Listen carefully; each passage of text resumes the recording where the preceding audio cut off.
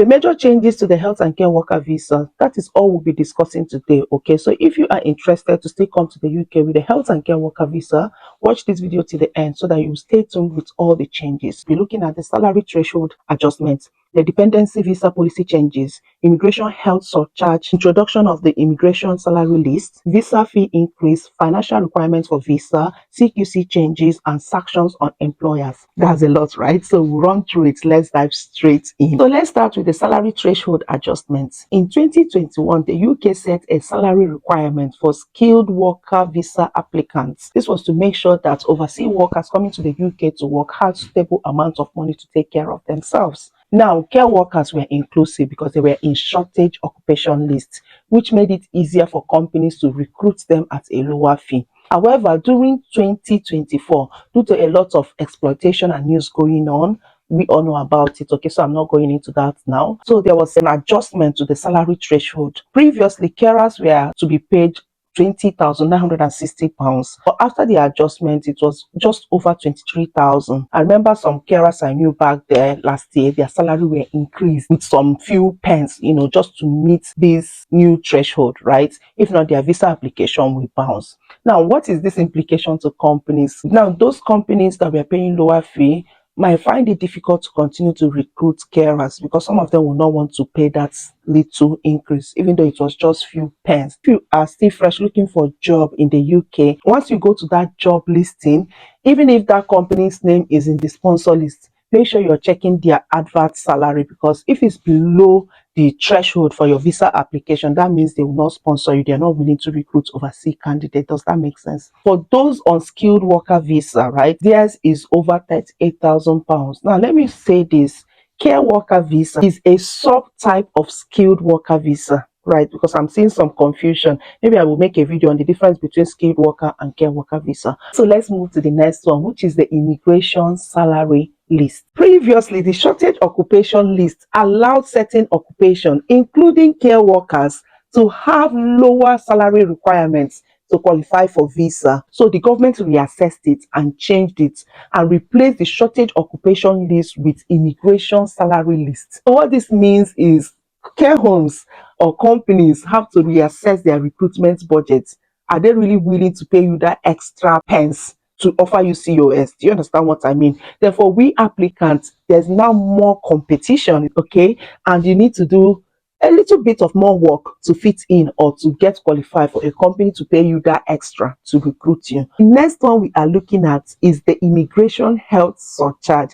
Now, for those that don't know, immigration health surcharge is a fee that every visa applicant must pay, inclusive of their visa fee, to enable them have access to National Health Service, popularly known as the NHS. Okay, for we the healthcare workers, we were exempted from paying this. Was there any changes to this? Okay, this is the good news. No, there wasn't. Okay, as long as you're coming in with the health and care worker visa, you are still exempted, even in this 2025, from paying the immigration health surcharge, which is a bit of financial relief to the applicants and even to care homes that would want to, cover this cost. That will save us over £600 every year.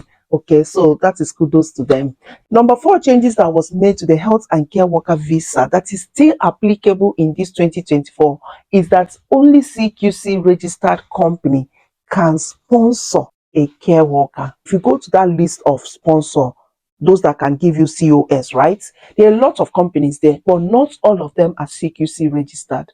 So in this 2025, the only people that can sponsor you or recruit you to give you that visa sponsorship or COS are those that are CQC registered.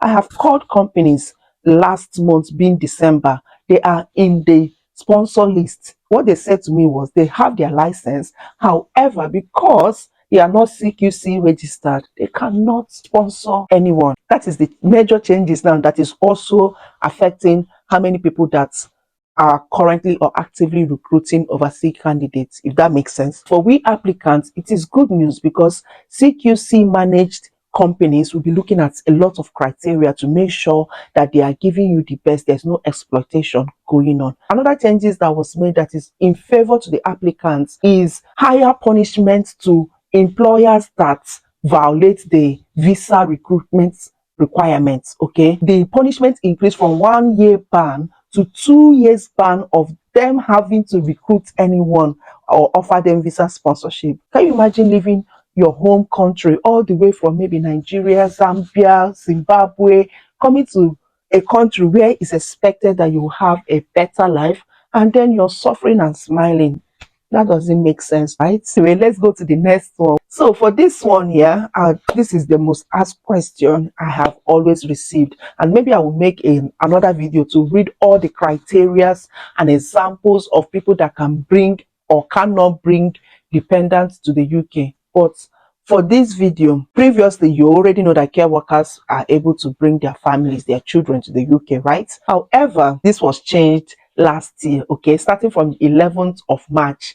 Those that already have their visa and their job before 11th of March can still bring in dependents, okay? If your employment is after this date I just mentioned, you cannot bring in dependents. And if you're already in the UK, you can still bring in dependents if you got your job before the 11th of March. So go ahead and bring them if they're still back home up till this 2025. You're watching this video, you can bring them to the UK. The next changes that have been made to the care worker visa, this one is applicable to anyone that have BRP. You all know that last year, which is the deadline 31st of December, everyone was expected to do their e-visa. Okay, this is to make it easier for people to check your immigration status, unlike the bulky one. Oh my god, that can be stressful. But now all they need to do is just to log in, make it easier, okay? And they can see all your status, what's your here, the visa type you are on, if you're still on it, so your landlord can get it. You're looking for a new job, they can easily have access to it. You want to travel, that makes life easier, isn't it? Anyway guys, it is not all bad news, right? We have the positive changes and some of the not so good changes, right? So if you're still interested to come to the UK in 2025, the government is saying even though they have the target to cut net migration, however, they do understand the importance of international workers in some of these rules. Okay, so don't panic, do your own job, do the upgrading you need to do if needed, and as long as you keep improving your skills, improving your application, the sky will be your starting point. Okay, thank you so much for watching up to this point. I appreciate you if you did, and my returning subscribers, thank you so much. If you're new here, I appreciate you. Let me know in the comment section. If you are new here, just say I am new here so that I can welcome you to the family. Thank you guys. Watch this my video over here to see more care homes that are recruiting and offering visa sponsorship.